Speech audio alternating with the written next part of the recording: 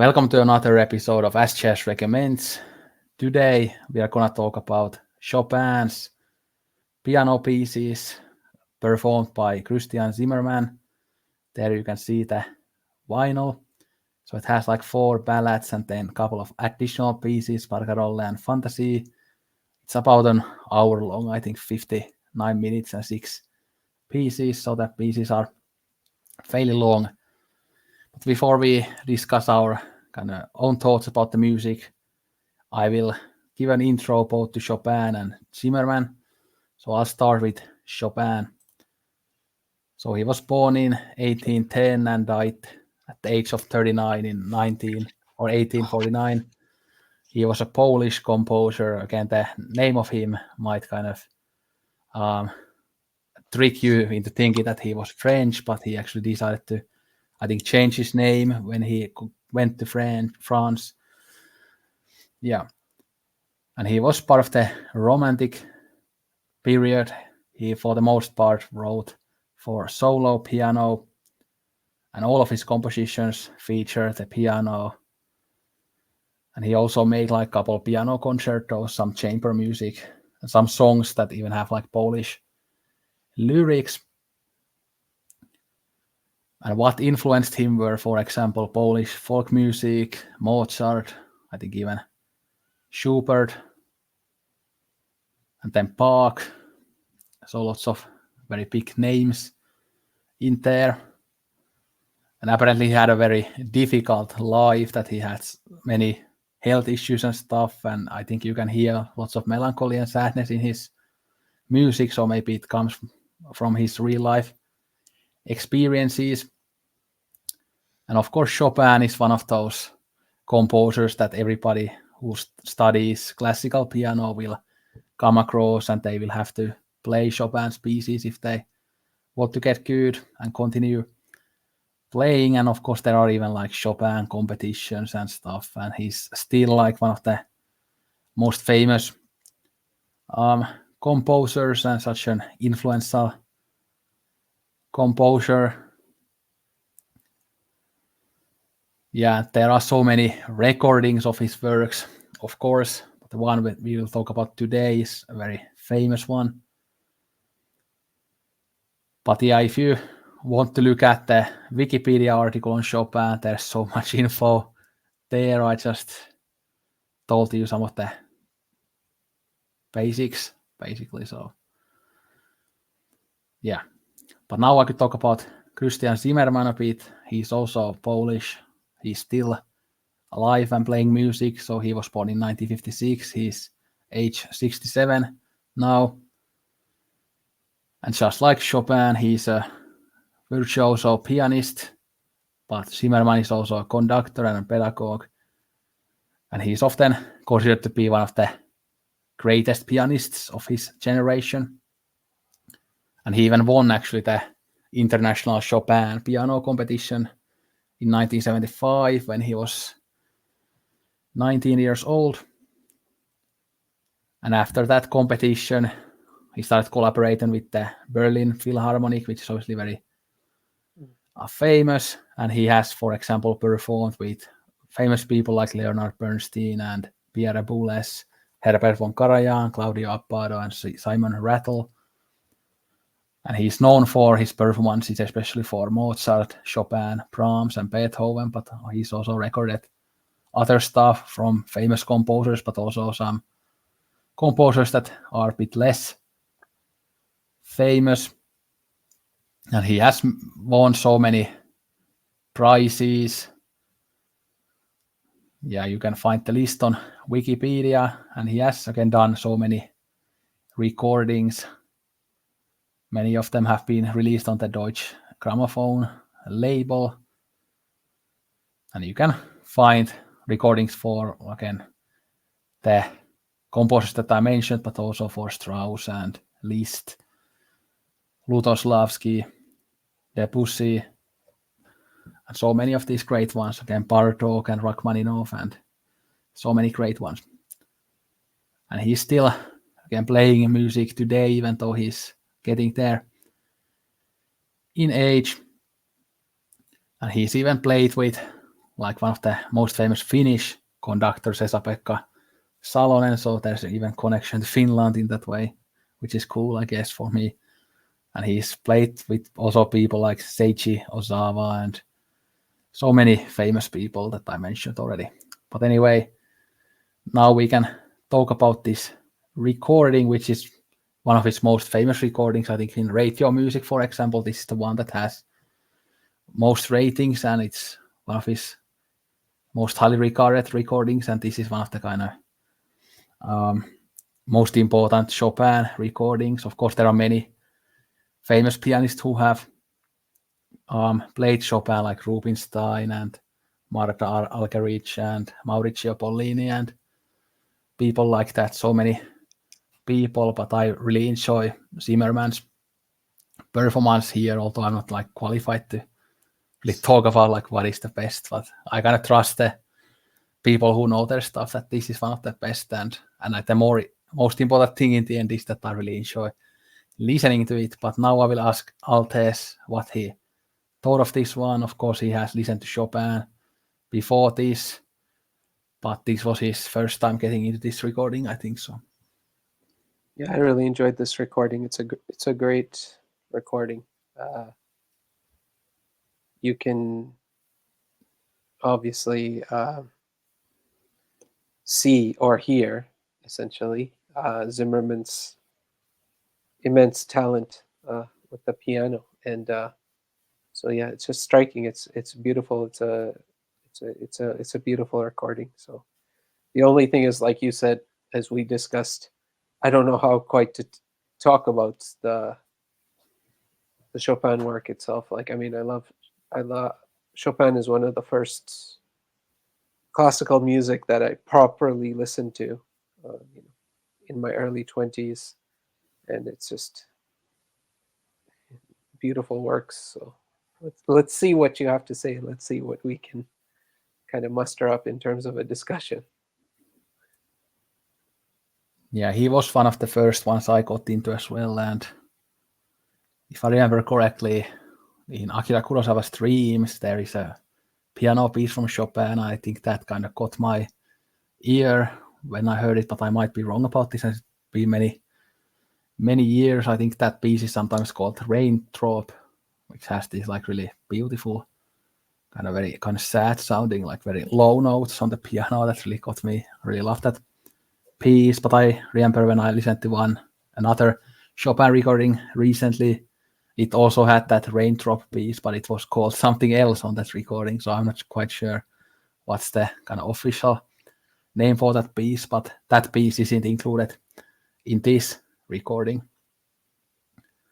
But I think here we can see the kind of dynamics of Chopin's music, that we have this really beautiful piano like parts that sound like very soft, and they are full of grace and beauty. But then we have these like very virtuosic parts when it goes like really, really fast and like very intense. So we have this kind of contrast between intensity and then kind of serene beauty. And I think Zimerman really, in his performance, is able to capture that quality of Chopin's music really well, and he performs both the intense virtuoso stuff well, but also the beautiful, quieter, calmer stuff really well. And this is like one of the things I really love about Chopin, because I'm someone who has, throughout most of his life, liked kind of virtuoso style of playing, whether it's with piano or guitar or drums or violin or whatever. So I really enjoy hearing those really intense bars where the notes just go all over the place in a very, very like high speed. Like I love listening to that because it kind of gives me that sense of wonder, and it kind of makes you think about the capabilities of human beings when they can play something so insane.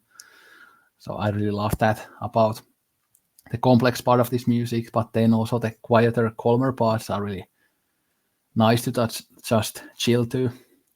And there's like really good balance that we get lots of both of them. And we get kind of both of them in many of these pieces in this recording. And that's why these kind of 6 different pieces kind of bleed together in my mind a little bit, as they have these similar types of dynamics in many of them. So I kind of think of this recording as one piece rather than 6 individual pieces. Mm-hmm. Yeah. So when listening to this recording and even Chopin's music in general, I feel it reflects the states and qualities of mind that we experience. So, like you said, there are going to be parts of the composition that are almost like a lullaby, or it's almost like you could imagine you're on this moonlight, you're in a canoe or something like that, and you're in a moonlight boat ride going down the river, looking at the moon, something like that, really like peaceful, calming, like you said. And then there are different states of mind, intensity. They can be, like you said, the virtuosity and all that furiosity. There's like that can be intense playing, and that intense playing can be kind of almost like a rising of a storm or emotion in you, and it can take different forms. It can either be kind of eerie and haunting in its beauty. It can also be at times very brooding, like dun dun dun dun dun, like very brooding, very heavy. There can be melancholy in there.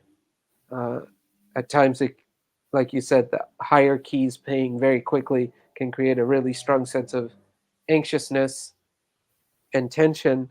So I believe, yeah, it's a kind of work that really takes you into different states of mind. And maybe that's the case also for someone like what you described in the biography, to learn certain things about the actual original composer and dying at such an early age and combating health problems. We can imagine that that must have been quite an intense experience with a lot of wavering between different states of mind and different complex emotions. So you can really hear that in a music. So in some ways it can be quite soothing to listen to, and in other ways it can be a bit jarring at times too. But you're also in awe, like you said, with the talent, the virtuosity. And I guess that goes for both, because Chopin is a composer, but it's also the player who can actually still play the composition with virtuosity themselves. So this recording represents a good combination of both. And what I find impressive about Chopin is that he can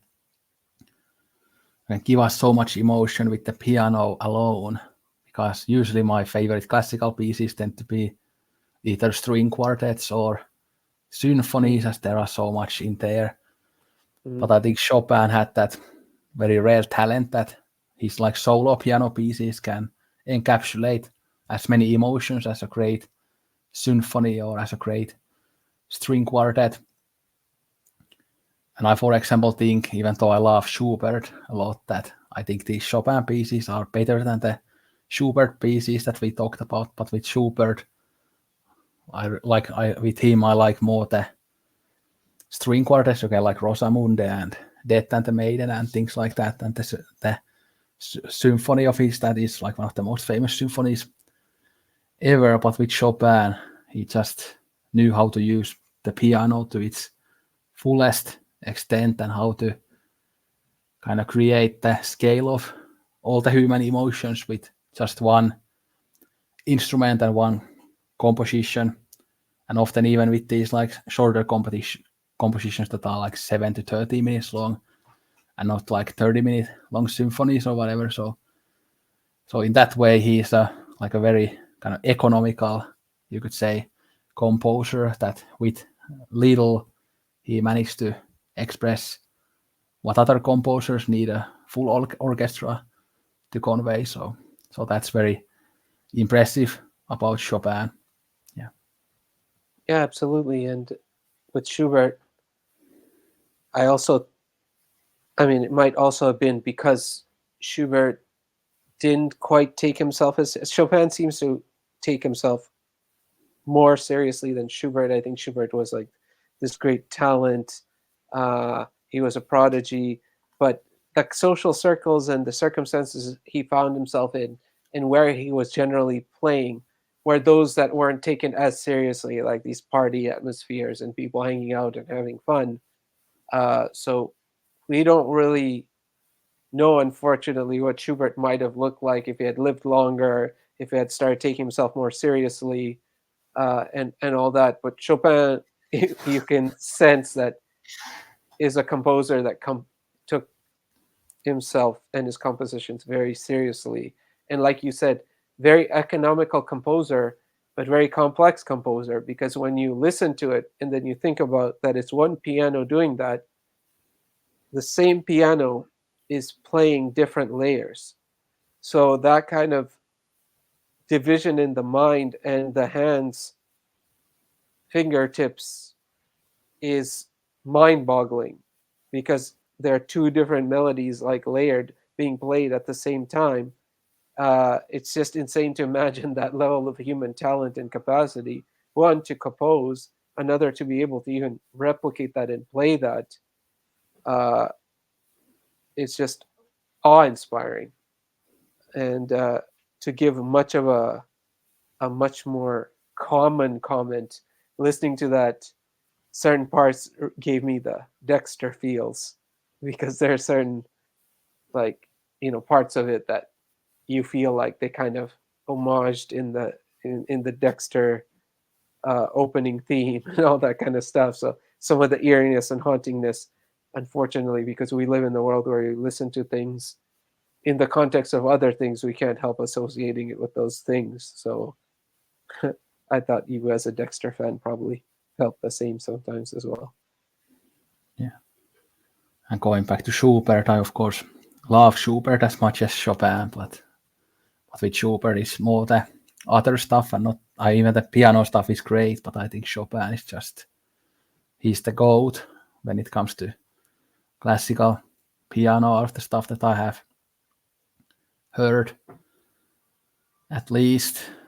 And his music just fits so many different moods, and you can also listen to it like very actively, but also as a calming background music. And it also fits really well with films. I think, of course, his stuff has been used in cinema a lot. And yeah, I don't know, great recording, great pieces. But Chopin also has many other great pieces, kind of nocturnes and many of the preludes and things like that as well. Yeah, perfect for your cocktail parties where you get all your pipe smoking intellectuals in, and you can put it on the turntable. No, I think it's very accessible. I guess we didn't mention that. It's I think Chopin is very accessible. I think it's enjoyable for a variety of people. So it's by no means limited to any particular kind of person. I think it's generally just amazing music that I feel almost anyone can appreciate. And this is like a very Vulgarian thing to say, but I really love his last name, Chopin. It just sounds so like Yeah. sophisticated. Yeah. Yeah. Yeah, it does sound sophisticated. Until someone uses it to name their steakhouse. Chopin Steaks. I'm just joking. Being Chopin facetious. steaks that are better than minced meats. Yeah. But yeah, wonderful music. Sorry, we can't do more justice to it and talk about the compositions itself, but we're not at that level. And we will do more like piano classical later on the year when we talk about Bela Bartok. Yeah. But those are concertos, so they have a bit more than these pieces. Yeah. Wonderful. But anyway, it was nice to listen to this one a lot, and very much enjoyed it, listening to it on the bus when I went to a family trip earlier this week. And actually, on that bus trip, I listened to the album that we are gonna talk about next time as well, which is something totally different. So it's Joanna Newsom's Years, her second album. And she's also a classically trained musician, but it's not classical music. But I'm not gonna talk much about that. I'll just let Altaz going fairly blindly to that one.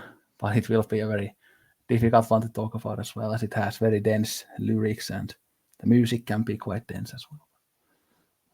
Yeah, looking forward to it. As always, a new musical journey. Yeah.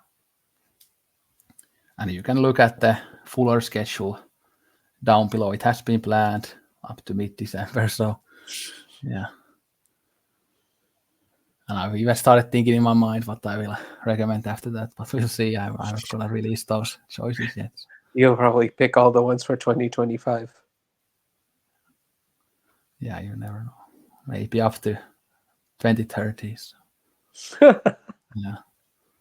Amazing. But yeah, thanks for watching. Don't drink Coke at all. Let us know your thoughts. Sayonara and arigato gozaimashita.